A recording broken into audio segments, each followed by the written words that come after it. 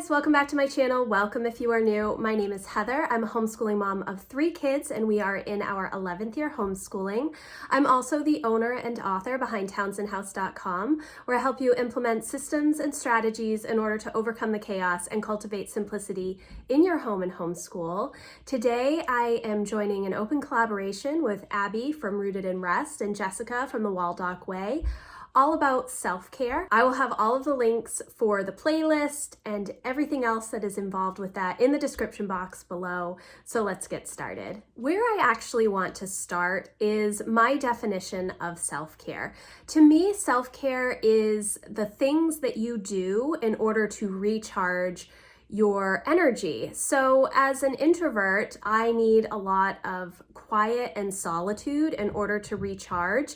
If I am constantly going and have a lot of stimulus, either from my kids or outside activities, I get really drained really quickly. Now, I know that isn't always the case for extroverts. Extroverts love to have the people around them, but it has to be a certain group of people or a certain atmosphere in order for them to recharge as well. It isn't just go out and be amongst a bunch of people. That isn't really self-care. So when I'm talking about self-care, I'm really focusing on the things that will recharge me and give me my energy back. In order to have that time for self-care, the first thing that you really need to do is create margin for that self-care. You need to know that you have time built into your days or weeks in order to recharge, because if you don't take that time to recharge,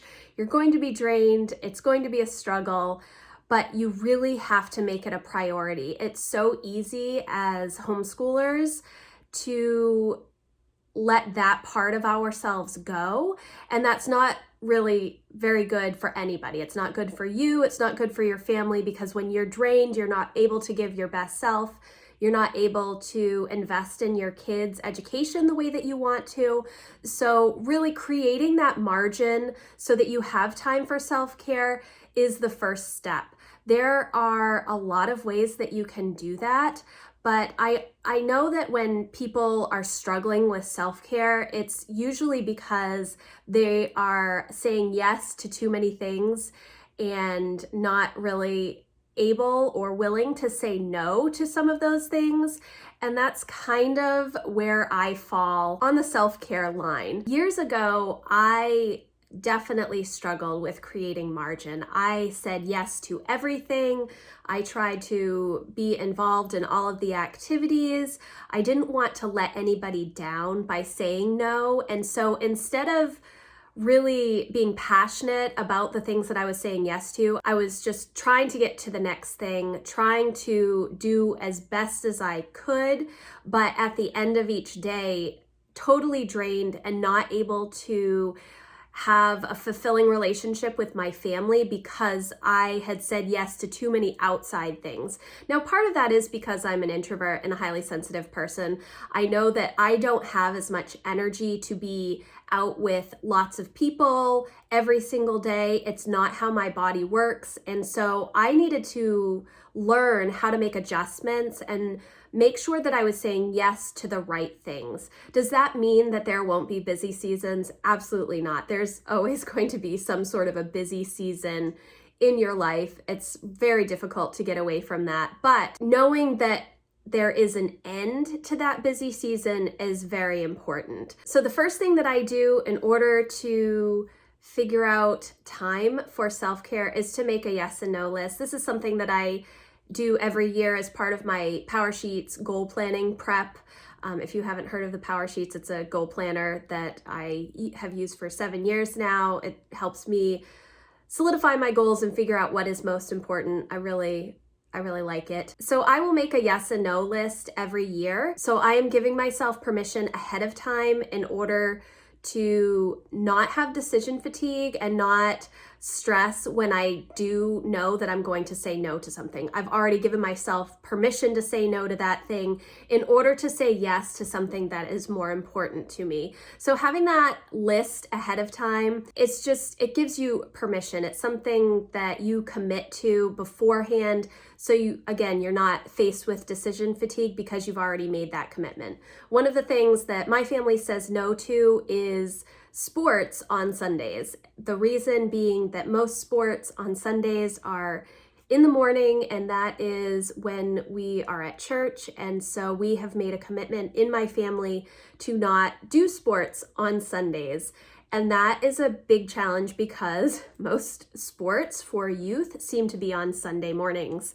And so we really had to take a big step back once that was the schedule.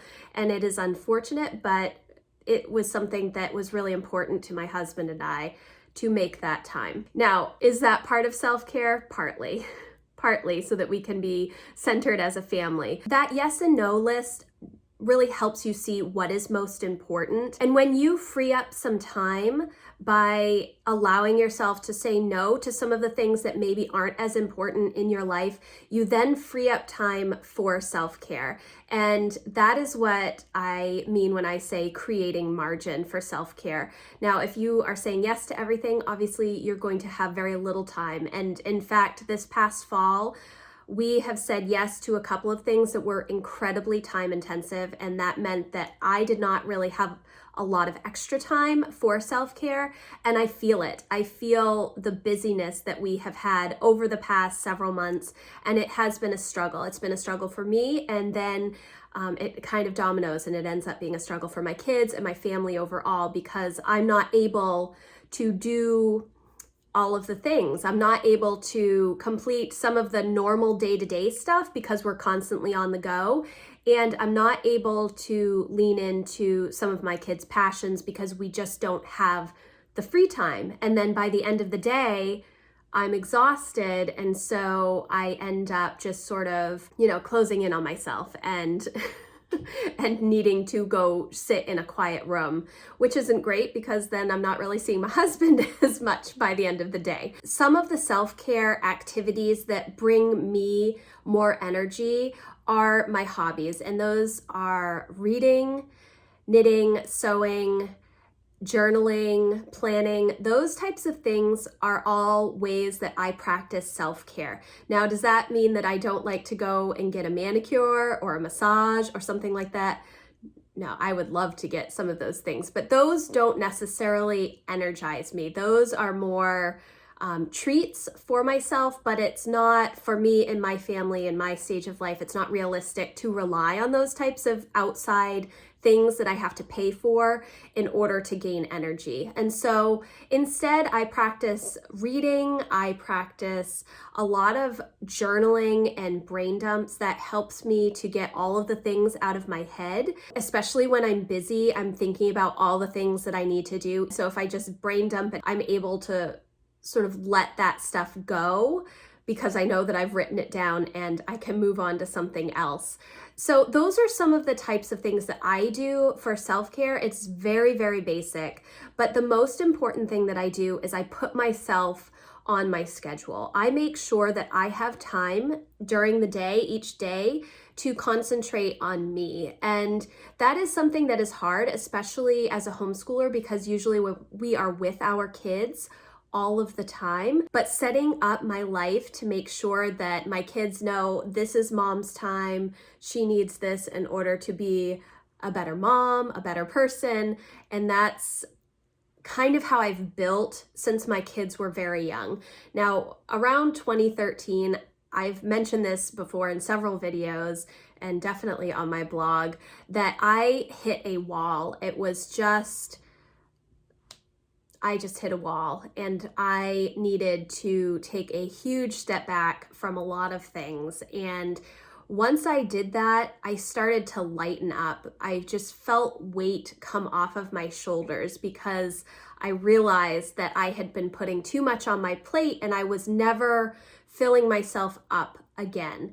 And so when you're constantly giving, and you get so depleted, it's not good. So when that happened, I started to make adjustments. It started with my yes and no list. It then went to me reading a couple of books, I think maybe in 2014, 2015.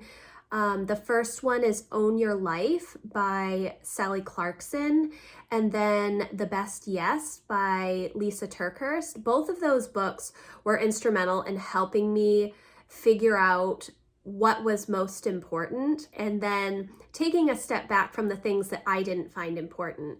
At first I felt guilty, but I realized also that by me saying no to some of those things, I was able to give somebody else who was better suited for that particular activity or committee or outing or whatever. I was able to give them the ability to do that thing. If I'm saying yes to things that I'm not all that passionate about and just going through the motions to get it done, it's not helping anybody. Do you know what I mean? It's not really helpful if I say yes to something, but my heart isn't fully in it. So I realize that saying no is not a bad thing. It's a complete sentence. You do not have to give a reason for saying no. You can if you want, obviously, and it does take a little while to figure that out, but it is something that you can do. And when you say no, then you're able to say yes to what is most important to you. Now, I have done several workshops at homeschool conferences in the past about creating margin for self-care. And so this is really just a very brief overview of what that means for me. But I do have a course, Creating Margin for Self-Care. It will be open in January. If you're interested, I will leave a link in the description box for that. If you're interested in pursuing that course with me, I would love to have you there. But the bottom line about self-care is making sure that you take the time that you need to recharge. It is not bad to take that time.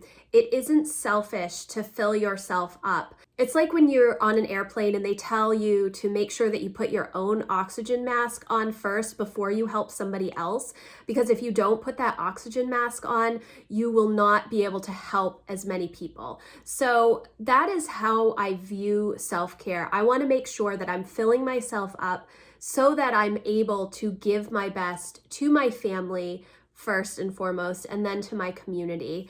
And self-care is going to look different for everybody. Some people will not need a daily self-care routine. Some people will only need self-care once in a while. It really depends on your personality. It depends on your stage in life, what you are going through.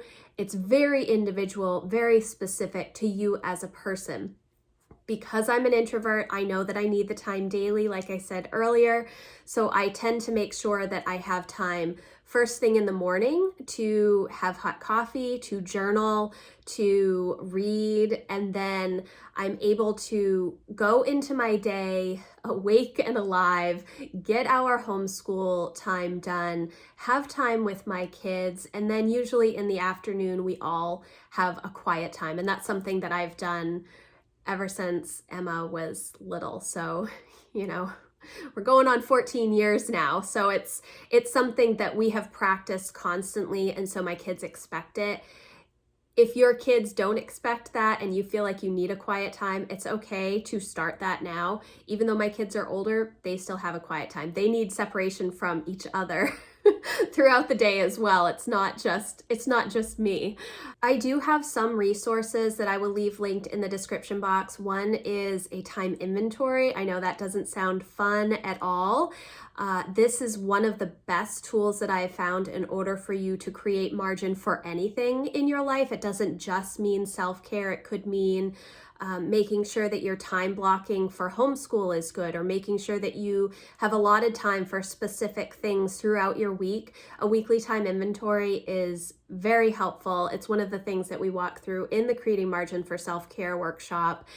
And then also giving yourself permission to say no. I have a blog post about that may be encouraging to you. So I will leave that in the description box as well.